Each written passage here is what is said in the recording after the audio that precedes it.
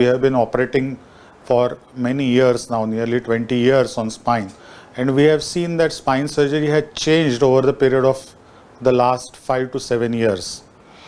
Endoscopy, newer instrumentations, the imaging modalities like O-arms, better MRIs, so many new things have come.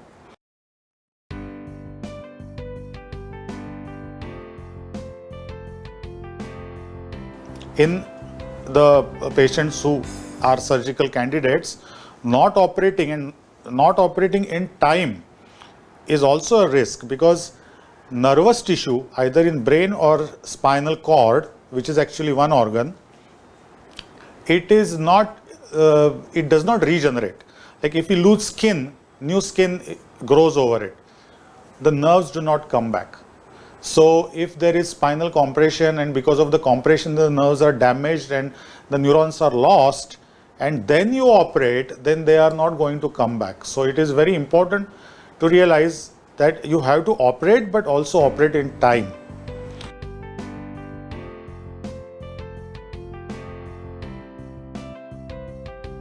In the last 7 to 9 years, or let's say 10 years, the technique of spinal surgery has evolved so much that today, after major spinal fixations, we make the patients walk on the very next day, and we insist that they should not take rest. It is the other way around now, because it has been proven that early mobilization after spinal surgery gives you better results.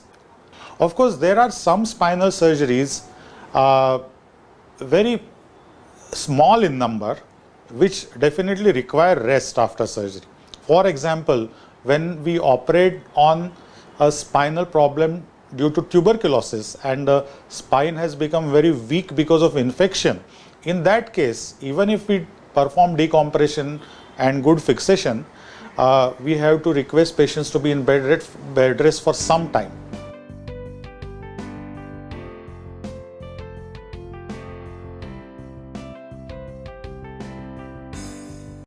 If we operate, like for example, we perform endoscopic discectomy, you know that we discharge the patient immediately in next few hours, and the person is allowed to join work the very next day. Microscopic discectomy, also 1 hour day here and there, they are allowed to join the work. Discectomy with fixation of spine, when it is needed, indicated in that particular case, people can join work within 5 to 6 days or 10 days at most. Extensive correction of spinal deformity, people can join work within 20 days.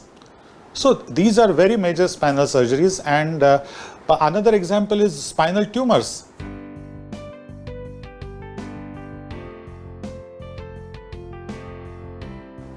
There are some patients with severe spinal stenosis or canal stenosis. You know what is canal stenosis? The spinal canal through which the nerve passes, the canal becomes narrow. It is called as canal stenosis.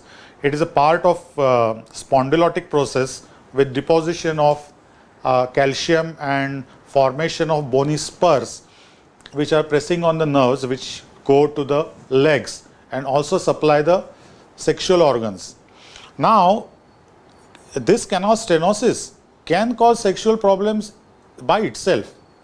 So in these people, actually performing spinal surgery and decompressing the nerves actually improves the sexual function.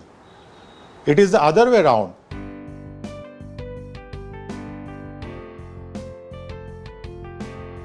With modern technology, we can do spine surgeries in a stitchless manner also, when it is indicated and in a correct patient. Please remember this, because it doesn't mean that all spinal surgeries can be and should be done like that.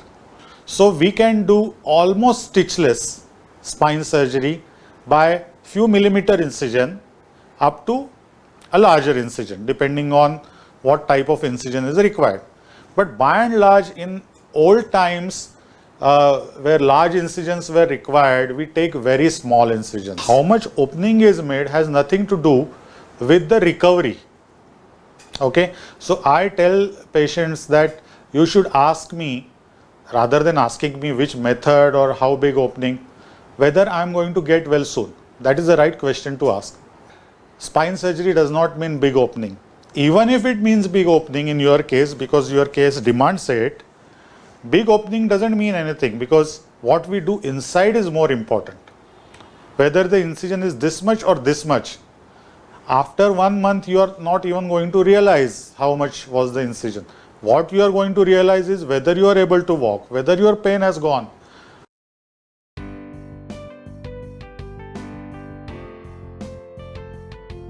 Actually, it depends on the type of surgery. I don't want to make a blanket statement here, but in many of these patients nowadays, we allow them to, drive almost immediately. We allow them to drive. We allow them to travel. In fact, recently we operated on a spinal tumor who came all the way from Andhra Pradesh, and on the 12th day after surgery, we allowed her to return back to Andhra Pradesh by flight. So traveling is allowed, flying is allowed, driving vehicles yourself is allowed. But of course, there are certain cases where driving and other things are not allowed for some period of time, maybe a month or two. It is because of the roads that we give this advice. But by and large, this misconception also has to be dispelled.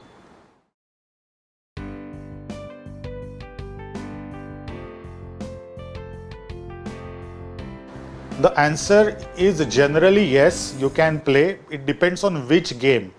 Many internationally known cricket players or tennis players that we know, they have undergone spinal surgeries.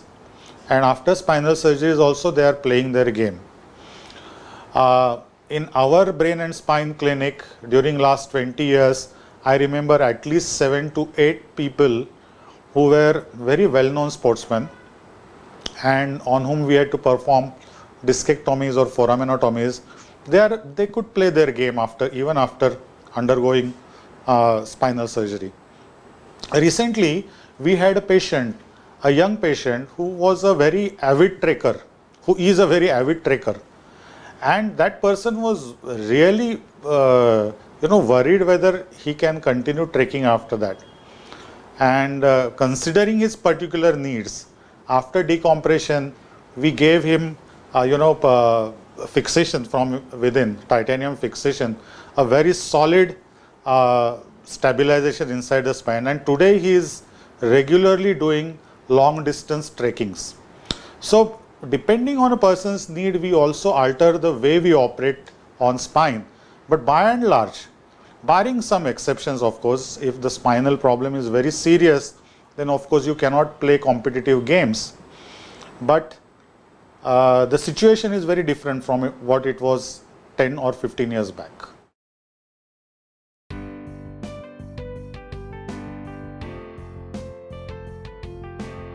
Now, what types of surgery are available and which surgery is to be done is a expert decision which we take almost daily at our spine center.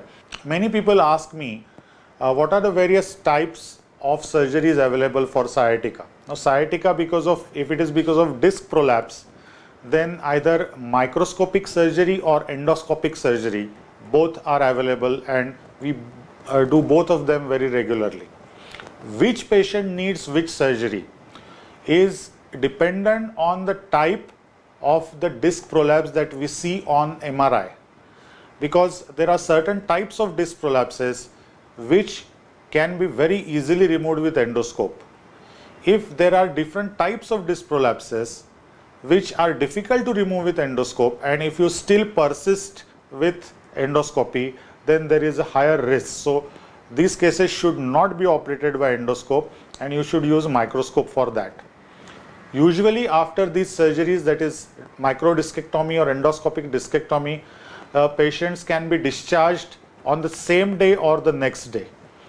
Then they can resume their activities immediately after 2 or 3 days, and can start enjoying movement and other activities which are normal part of their life, like attending meetings and public gatherings, etc. If the problem is something like a tumor, one has to do open surgery, which is microscopic, but open surgery, and remove the tumor.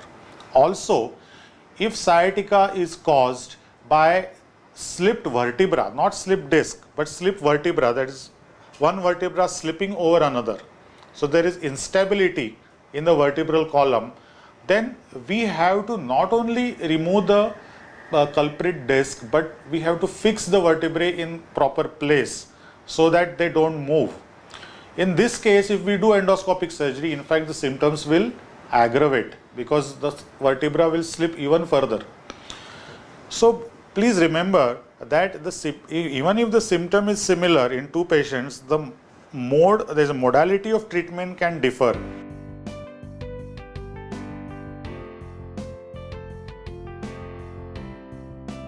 One has to weigh the risk on a weighing scale, that whether not doing it is more risky or doing it is more risky. And then to reduce the risk, it is up to you to really choose the surgeon properly, also insist on use of modern technology, etc.